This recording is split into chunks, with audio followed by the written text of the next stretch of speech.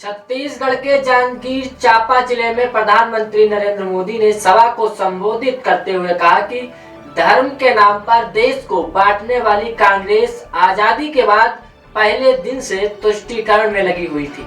तुष्टीकरण और vote bank की राजनीति कांग्रेस के डीएनए में है। तुष्टीकरण के लिए कांग्रेस को दलितों, पिछड़ों और आदिवासियों का हक भी छीनना पड़े तो एक सेकेंड भी नहीं लगाएगी, जबकि भारतीय जनता पार्टी सबका साथ सबका विकास के मंत्र पर चलने वाली पार्टी है। धर्म के नाम पर देश को बांटने वाली कांग्रेस आजादी के बाद भी पहले दिन से तुष्टीकरण में लगी हुई थी। तुष्टीकरण, वोट बैंक की राजनीति एक कांग्रेस के डीएनए में है। तुष्टीकरण के लिए कांग्रेस को दलितों, पिछड़ों, आदिवासियों का हक भी छीनना पड़े तो वो एक सेकंड नहीं लगाएंगे, जबकि भाजपा सबका साथ सबका विकास के मंत्र पर चलने वाली पार्टी है। उत्तर दिनाजपुर के रायगंज में केंद्रीय गृह मंत्री अमित शाह रैली को संबोधित करते हुए कहा कि 30 सीटें जिता दीजिए। ममता दीदी की हिम्मत नहीं है कि बंगाल के गरीबों के हक पर षड्यंत्र करने की कटमनी को बीजेपी समाप्त कर देगी। भाई और बहनों, मगर ये ममता दीदी मोदी जी की योजनाओं को नीचे नहीं आने देती, रोक कर रखती। उसको डर है कि अगर मोदी जी की योजनाएं पहुंची तो बंगाल की जनता मोदी जी के साथ हो जाएगी। भाई और बहनों, मैं आपको मोदी जी का गारंटी देने आया हूं, 30 सीटें जिता दीजिए। ममता दीदी की हिम्मत नहीं है बंगाल के गरीबों के हक पर कोई संतरास करने की हिम्मत नहीं है, हिम्मत नहीं है। एक कटमनी जो चल रहा है, ये कटमनी जो चल रहा है उसको भारतीय जनता पार्टी समाप्त कर देगी। भाई और बहनों, जरा मन से सच्ची सच्ची बनाना, सीए आना चाहिए या नहीं आना चाहिए? बांग्लादेश से हिंदू, सिख, बौद्ध, जैन आए हैं, उनको नागरिकता मिलनी चाहिए या नहीं मिलनी चाहिए? ये ममता दीदी विरोध कर रही।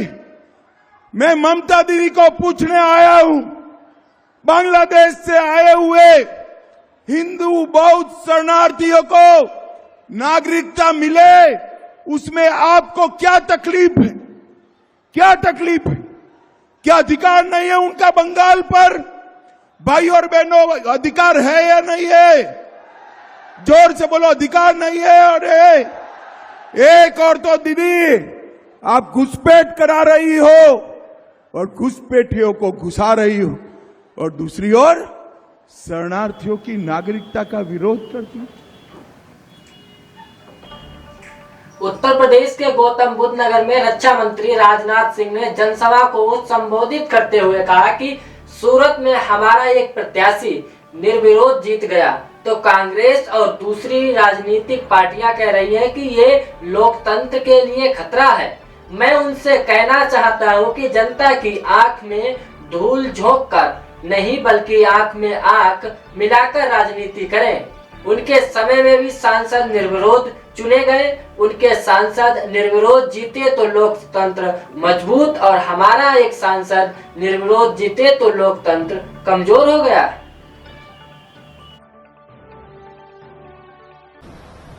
अब एक बात शुरू कर दिया। बहनों भाइयों, आपको अखबारों के माध्यम से जानकारी मिली होगी कि गुजरात में, सूरत में हमारा एक कैंडिडेट निर्विरोध जीत गया। भारतीय जनता पार्टी के जीतने का सिलसिला प्रारंभ हो गया है।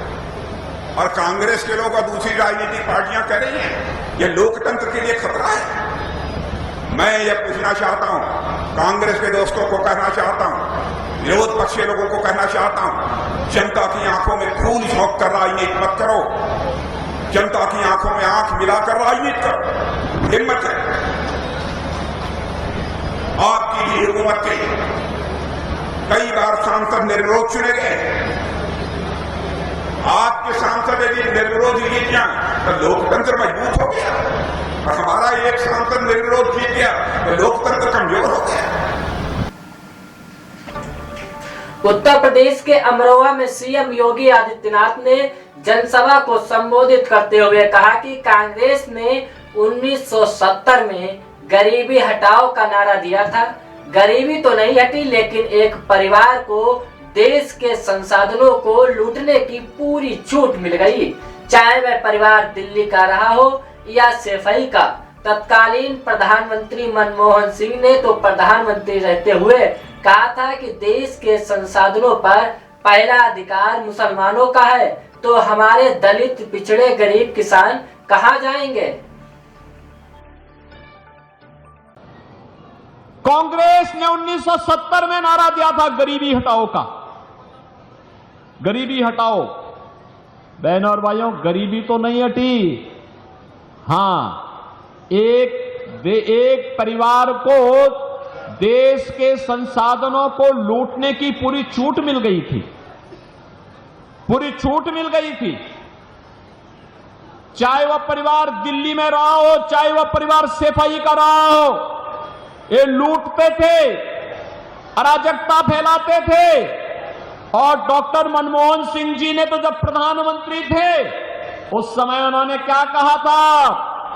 उन्होंने कहा था कि देश के संसाधनों पर पहला अधिकार मुसलमानों का है, तो हमारा दलित कहां जाएगा, पिछड़ा कहां जाएगा, एक खड़गवंशी कहां जाएगा, पाल कहां जाएगा, सैनिक कहां जाएगा, गरीब कहां जाएगा, किसान कहां जाएगा, माताएं और बहनें कहां जाएंगी, नौजवान कहां जाएंगे?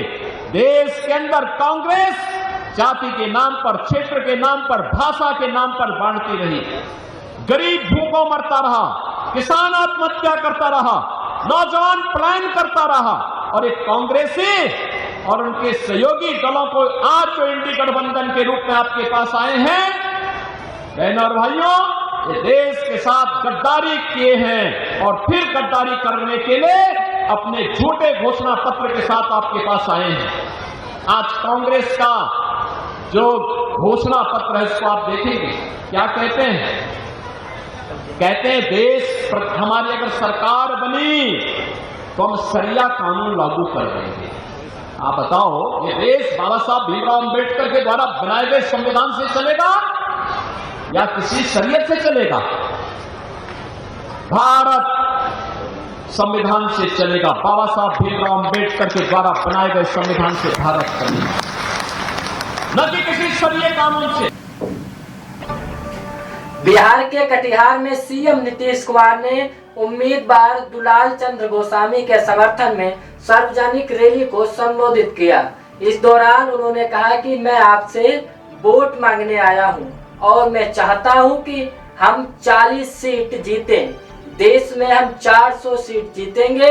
नरेंद्र मोदी फिर भारत के प्रधानमंत्री बनेंगे, तब जाके देश आगे बढ़ेगा। अगर देश आगे बढ़ेगा तो बिहार आगे बढ़ेगा।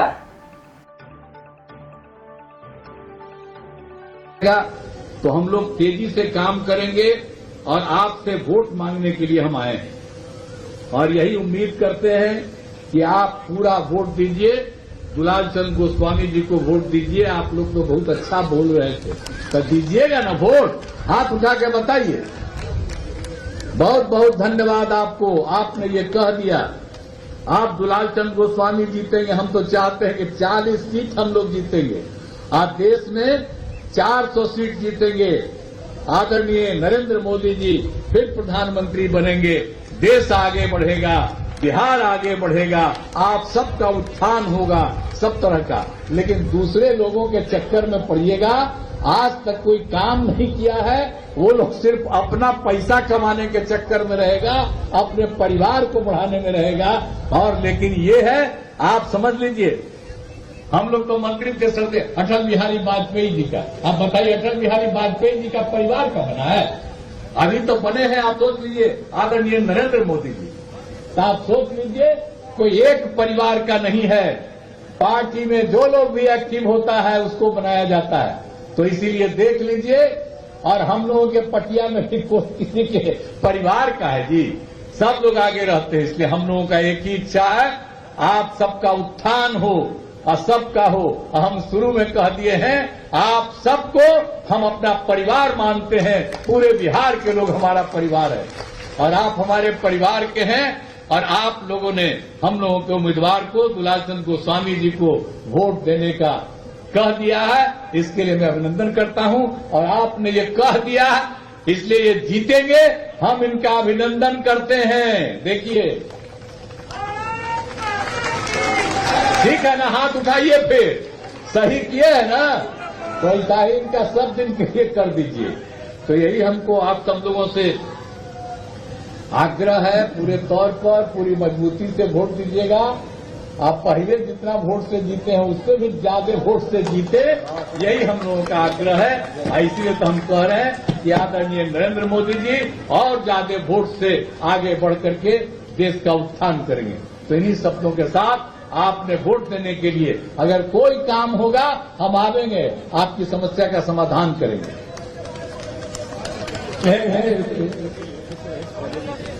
अरे सब काम हो जाएगा, ये बराबर मिलते हैं। आपका जो भी कॉलेज की बात होगी वो सब दिखावेंगे हम, ठीक है, चिंता मत करिए। आप वोटवा दीजिएगा तो आपका अधिकार रहेगा हमसे काम कराने के लिए, तो पूरा करिए।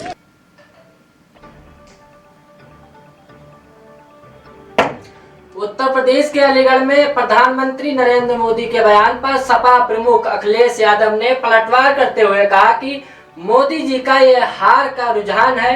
चुनाव खत्म होने के बाद परिणाम के रुझान आते हैं, लेकिन चुनाव का पहला चरण खत्म होते ही रुझान आने लगे हैं। इस तरह की बात करना हमारे लोकतंत्र को कमजोर करता है। चुनाव आयोग इन चीजों पर रोक लगाता है। ये हार का रुझान है। मैंने इसीलिए कहा कि इलेक्शन खत्म होने के बाद चुनावी परिणाम के रुझान आते हैं, लेकिन ये तो चुनाव का पहला चरण खत्म हुआ है, उसी में रुझान आने लगे हैं। ये भाषा का इस्तेमाल करना, इस तरह की बात करना हमारे लोकतंत्र को कमजोर करता है। जो संविधान है, जो इलेक्शन कमीशन है, इन चीज़ों पर रोक लगाता है। ये तो मन की बात है जो किसी और के माध्यम से किसी और पे थोप के कही जा रही है, लेकिन जनता जानती है कि किसान बर्बाद हुआ है और नौजवान की 1/3 जीवन बर्बाद हो गया। सोचो 10 साल में, और उम्र क्या होती है जीवन की, तो 1/3 जीवन इन्होंने खराब किया। इसलिए नौजवान और किसान और व्यापारी मिलकर के सरकार का सफाया करने जा रही है। 400 कार्ड, ये जो स्टेटमेंट आ रहे हैं वो हार चुके नहीं, हार चुके हैं, हार नहीं रहे, हार चुके हैं, हार नहीं रहे, हार चुके हैं। उत्तर प्रदेश के इटावा पहुंची डिंपल यादव ने मीडिया के सवालों पर कहा कि बीजेपी को बताना चाहिए कि उन्होंने युवाओं को कितनी नौकरियां, रोजगार दिया। ये लोग राशन में धांधली कर रहे हैं, इन्होंने राशन में भारी कटौती की। आज हमारा युवा भटक रहा है। उत्तर प्रदेश में महिलाएं सुरक्षित नहीं है, सब चीजें महंगी हैं। मैं समझती हूं कि मोदी सरकार पूरी तरह विफल सरकार रही है। भाजपा को बताना चाहिए कि उन्होंने हमारे युवाओं को कितनी नौकरियां दी, कितना रोजगार दिया। आज राशन के नाम पे ये लोग राशन में भी धांधली कर रहे हैं। पहले, आज से 10 साल पहले केरोसिन ऑयल मिलता था, दाल मिलती थी, गेहूं मिलता था, चावल मिलता था। तो उन्होंने एक तरह का भ्रम फैला के कि हम राशन दे रहे हैं और राशन में भारी कटौती की है।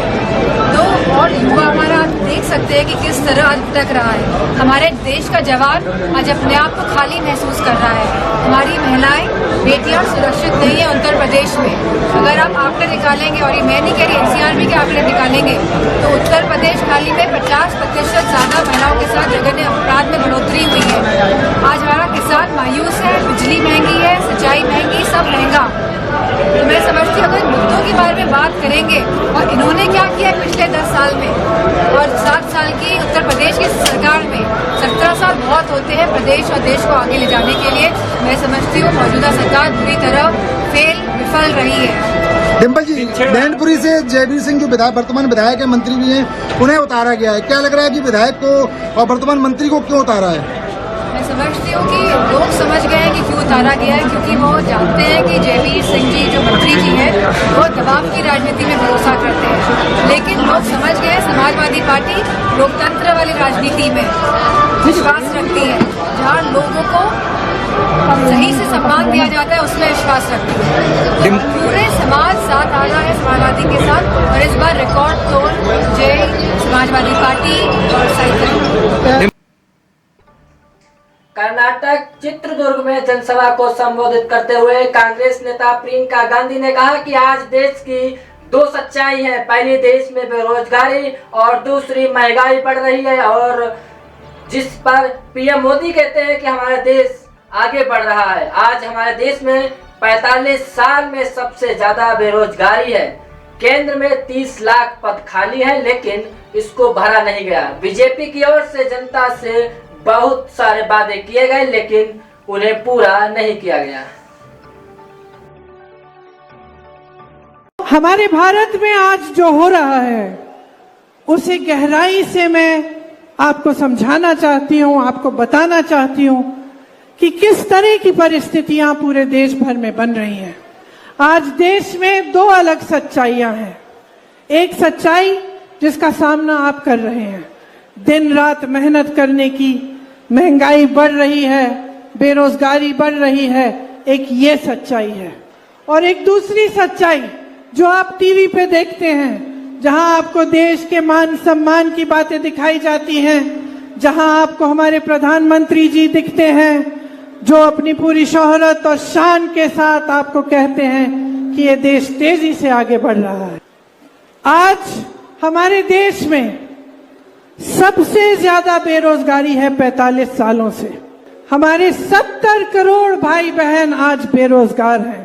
केंद्र में 30 लाख पद खाली पड़े हैं। आपसे बहुत बड़े बड़े वादे किए गए कि 2 करोड़ नौकरियां बनेंगी, सबको रोजगार मिलेगा, खेती से कमाई दुगनी होगी, लेकिन वो वादे पूरे नहीं हुए। मेरी बहनें यहाँ बैठी हैं, आप जानती हैं कि महंगाई कितनी बढ़ गई है। आप जानती हैं कि जब आपको दुकान जाना पड़ता है कुछ खरीदने के लिए तो कितनी मुश्किल होती है। जब त्योहार आता है, कुछ नया खरीदना है, घर में लिपाई पुताई करनी है, तो कितनी मुश्किल से, कितनी मेहनत से आप उसको पैसों को कमा पा रही हैं, और खर्चा करना कितना मुश्किल हो गया है आपके लिए। पेट्रोल 100 पार हो गया है, डीजल 90 पार, सोना 73,000 रुपए पार, चांदी 90,000 रुपए पार, गैस के सिलेंडर के दाम आसमान छू रहे हैं। जहां जहां देखिए हर चीज का दाम बढ़ रहा है, कुछ सस्ता नहीं हुआ। आपका जीवन, आपके संघर्ष बढ़ रहे हैं, तरक्की नहीं हो रही है, मुश्किलें ज्यादा हो रही हैं। मेरे किसान भाइयों के लिए मुश्किल बढ़ रही है, एमएसपी नहीं मिलता, जीएसटी हर सामान पर है, महंगाई की वजह से आप कमा नहीं पाते हैं। उत्तर प्रदेश के मेरठ में पहुंची मायावती ने जनसभा को संबोधित करते हुए भारतीय जनता पार्टी पर जमकर हमला बोला। मायावती ने कहा कि इस बार बीजेपी केंद्र की सत्ता में आसानी से वापस नहीं आएगी। इसके साथ ही मायावती ने सपा और कांग्रेस पर जमकर हमला बोला। सुनिए उन्होंने क्या कुछ कहा।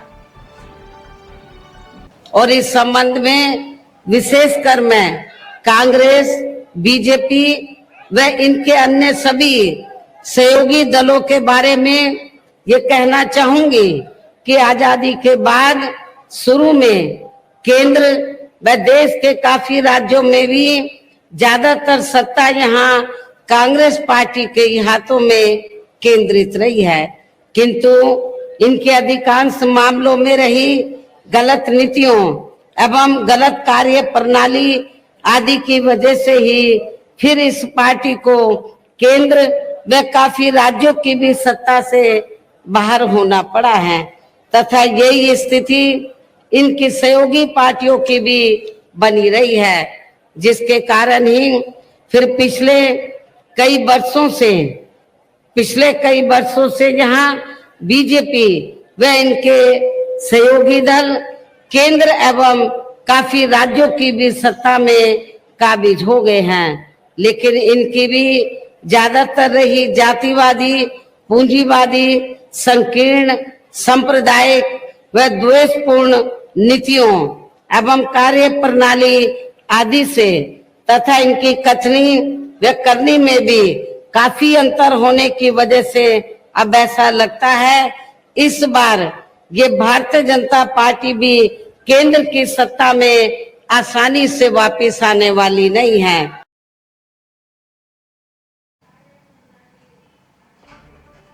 बिहार के पटना में डिप्टी सीएम सम्राट चौधरी ने मीडिया के सवालों पर कहा कि राजद दूसरों को गोली के लिए ही जाना जाता है। लालटेन का मतलब है लालू प्लस 10। इस बार विपक्ष को करारी हार मिलेगी और तीसरी बार भारतीय जनता पार्टी की भारी बहुमत से सरकार बनेगी। ये राजद की संस्कृति है। राजद ये इसके लिए ही जाना जाता है, दूसरे को गाली देना और समाज के लिए कुछ काम नहीं करना। लालटेन का मतलब ही है लालू प्लस 10 इक्वल्स टू लालटेन। केरल के